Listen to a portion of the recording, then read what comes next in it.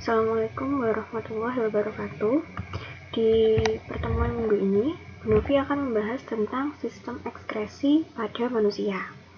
Nah, pengertiannya dulu ya.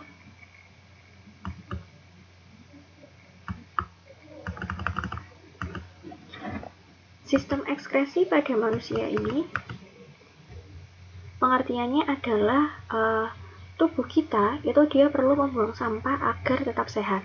Pembuangan sampah dari dalam tubuh ditunjukkan pada berbagai proses, seperti pengeluaran keringat, urin, gas, baik itu karbon dioksida maupun dihidrogen oksida atau uap air, serta pengeluaran urea dan cairan empedu. Proses tersebut berfungsi untuk mengeluarkan zat-zat dalam tubuh agar tidak meracuni organ lainnya dan menyebabkan kematian. Proses pembuangan zat-zat sisa dalam tubuh dikenal sebagai sistem ekskresi yang melibatkan organ-organ tubuh, yaitu ginjal, paru-paru, hati, dan kulit. Sistem ekskresi pada manusia, dia melibatkan 4 ginjal, yaitu hati, yang mengeluarkan empedu, lalu kulit yang mengeluarkan keringat, paru-paru yang mengeluarkan karbon dioksida dan uap air, serta ginjal yang mengeluarkan urin. Paru-paru. Dalam sistem ekskresi, paru-paru ini berfungsi untuk mengeluarkan karbon dioksida dan uap air. Kalau pada sistem pernafasan kemarin, dia digunakan untuk menghirup oksigen. Nah, di sistem ekskresi ini dia berfungsi untuk mengeluarkan karbon dioksida dan uap air. Jadi ketika kamu bernafas melalui hidung atau mulut, terjadi pertukaran antara gas oksigen dan karbon dioksida, sama dengan sistem pernafasan yang kemarin. Oksigen yang masuk melalui hidung pergi menuju trakea melewati tenggorokan. Di trakea, udara akan dibagi ke dalam saluran-saluran udara yang disebut sebagai saluran bronkus dan langsung memasuki paru-paru. Jadi dari bronkus ke bronkiolus, lalu dia menuju ke paru-paru. Di paru-paru ini, udara akan terbagi lagi ke dalam bronkiolus menuju ke alveolus atau kantong udara. Alveolus adalah tempat terjadinya pertukaran antara oksigen dan karbon dioksida. Dalam alveolus, oksigen akan diserap oleh pembuluh darah lalu disalurkan ke jantung. Kemudian, organ jantung akan memompa oksigen untuk sel-sel tubuh. Proses penggunaan oksigen oleh sel-sel tubuh itulah yang akan menghasilkan karbon dioksida. Lalu, karbon dioksida tersebut akan diserap oleh darah dan dibawa kembali ke paru-paru untuk dikeluarkan dari tubuh melalui hembusan nafas bersama uap air atau ekspirasi. Bisa kalian lihat pada gambar sistem ekskresi pada paru-paru. Jadi ini ya, saat udaranya masuk di poin nomor 1, oksigennya masuk lewat hidung menuju trakea lewat tenggorokan. Nomor 2, udara yang mengandung oksigen dialirkan menuju bronkiolus melalui 2 saluran bronkus.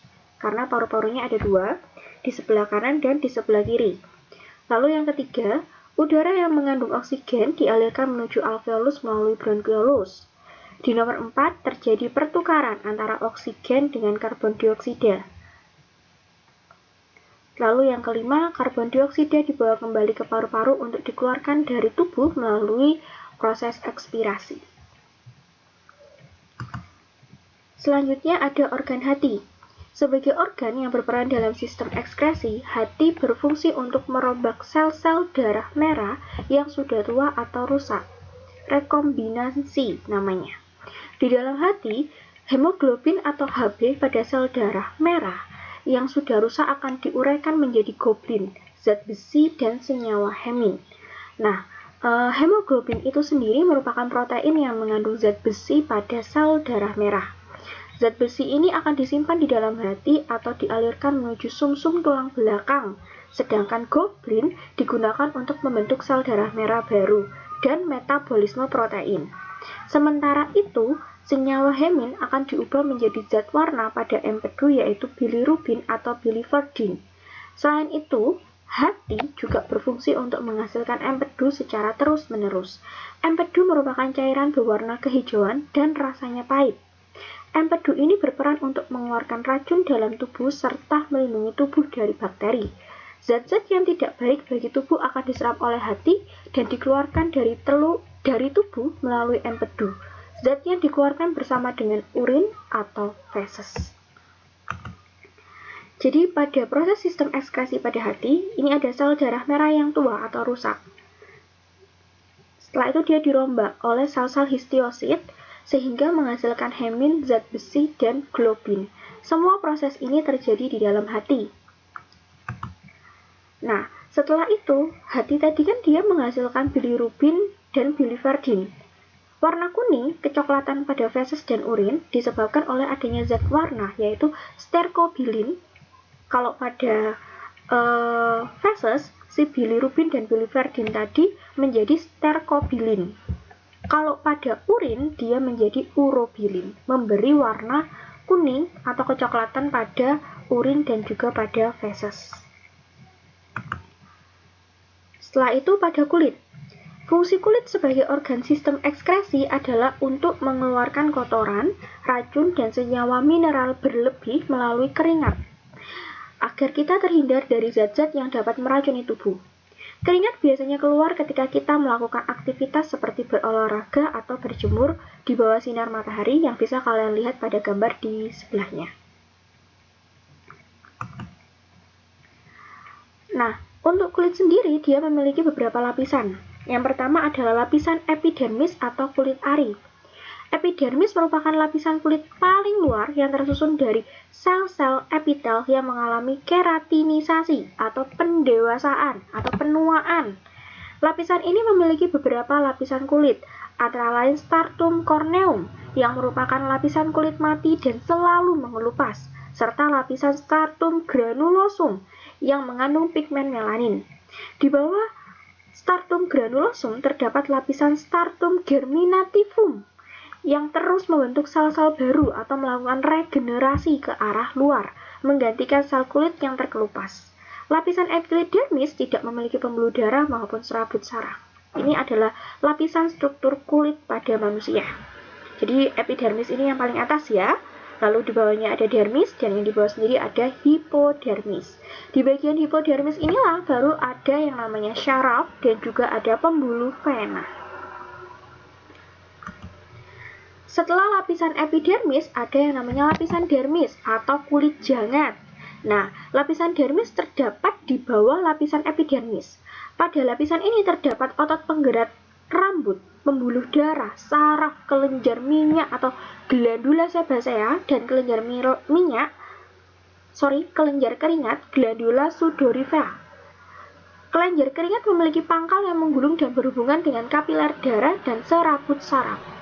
Serabut saraf ini akan meningkatkan kelenjar keringat sehingga merangsang produksi keringat. Lalu kelenjar keringat akan menyerap air, ion-ion NaCl dan urea dari dalam darah, kemudian dikeluarkan melalui pori-pori kulit. Serabut saraf dapat meningkatkan kerja kelenjar keringat karena mendapatkan rangsangan dari hipotalamus, yaitu bagian dari otak yang berfungsi sebagai pengendali suhu tubuh, dan saraf yang menerima rangsangan ini adalah saraf simpatik. Secara garis besar, kelenjar keringat pada kulit dibagi menjadi dua, yaitu kelenjar ekrin dan apokrin. Ekrin ini mengeluarkan garam, asam urea, dan amonia yang merupakan kotoran hasil metabolisme nitrogen dalam tubuh. Sementara si apokrin dia mengeluarkan keringat yang mengandung protein berlemak. Ketika kamu sedang beraktivitas di cuaca panas saat berolahraga, tubuh kamu pasti mengeluarkan keringat. Hal itu bertujuan agar suhu tubuh tetap dingin karena akibat adanya pembakaran. Jadi tubuh akan mengeluarkan keringat untuk menyeimbangkan suhu dalam tubuh dengan lingkungan.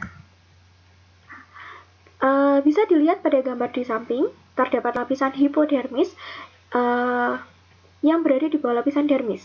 Lapisan itu bukan merupakan bagian dari kulit, namun merupakan kumpulan jaringan ikat yang berfungsi menyatukan kulit pada otot. Lapisan ini berfungsi untuk menjaga suhu tubuh karena tersusun atas jaringan lemak. Nah, ini adalah sistem ekskresi pada kulit.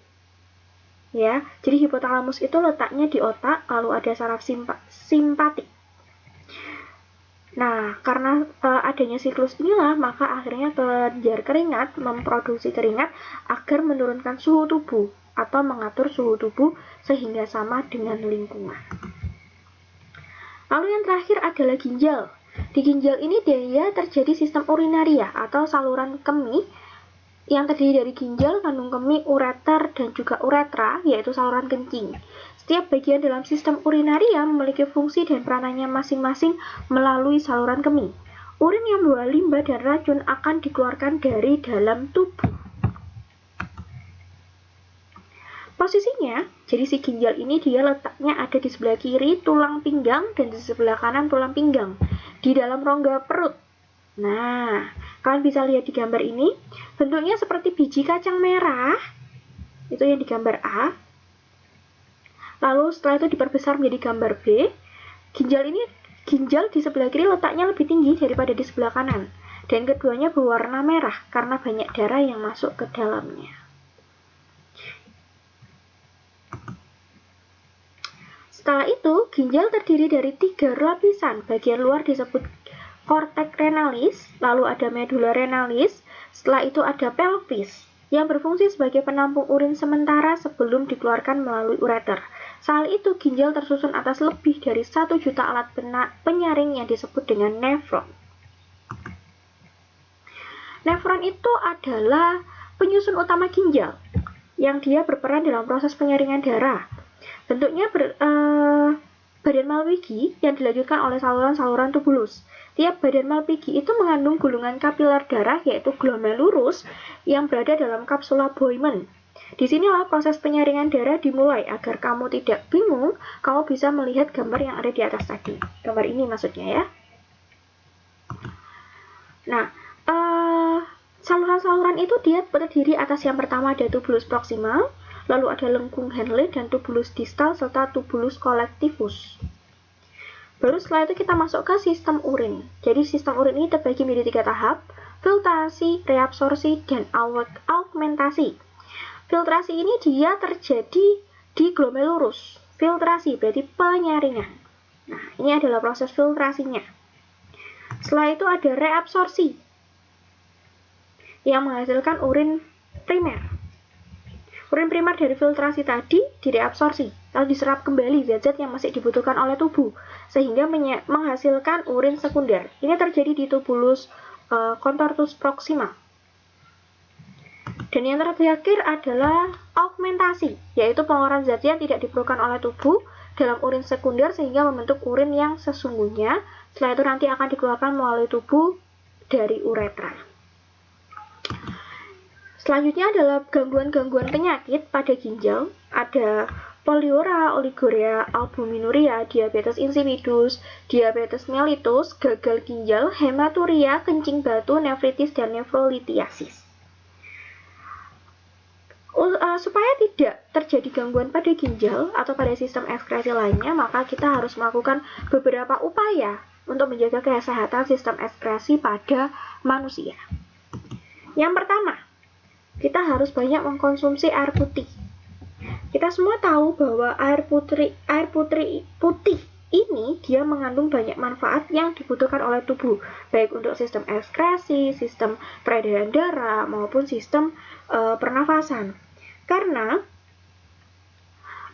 air putih, sebagian dari tubuh kita ini terdiri dari cairan atau air, seperti itu. Setelah itu, kita harus mengatur pola makan. Jadi kita harus menjaga pola makan yang sehat. Selain itu kita harus istirahat yang cukup. Karena waktu istirahat terjadi regenerasi pada organ-organ di dalam tubuh kita. Dan yang terakhir kita harus melakukan olahraga ringan. Demikian materi pada sistem ekskresi ya. Jadi sistem ekskresi itu dia melibatkan 4 organ: hati, paru-paru, ginjal, dan kulit. Sistem ekskresi adalah sistem pengeluaran di tubuh untuk membuang kotoran-kotoran yang tidak dibutuhkan lagi oleh tubuh. Semoga ilmu yang hari ini kita pelajari bermanfaat untuk kita semua. Terima kasih. Wassalamualaikum warahmatullahi wabarakatuh.